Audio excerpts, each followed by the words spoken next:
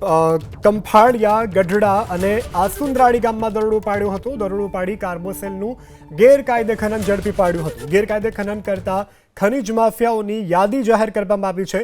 પ્રથમ તબક્કામાં 51 ખનીજ માફિયાઓના નામ જાહેર કરાયા છે. બાકીના ગામોની પણ તબક્કાવારની યાદી જાહેર કરાશે. તો મૂળીના વગડિયા, પંખાળિયા, ગઢડાના માફિયાઓની યાદી તૈયાર કરવામાં આવી છે અને હજુ પણ ટૂંક સમયમાં બીજી યાદી પ્રશાસન જાહેર કરશે. તો સુરેન્દ્રનગરમાં ખનન માફિયાઓની સામે કાર્યવાહી જે છે તે યથાવત જોવા મળી રહી છે અને પ્રાંત અધિકારી એચ.ટી. મકવાણા ખાટલા બેઠક કરી અને ખનન માફિયા ઉપર બાજ નજર રાખી રહ્યા છે.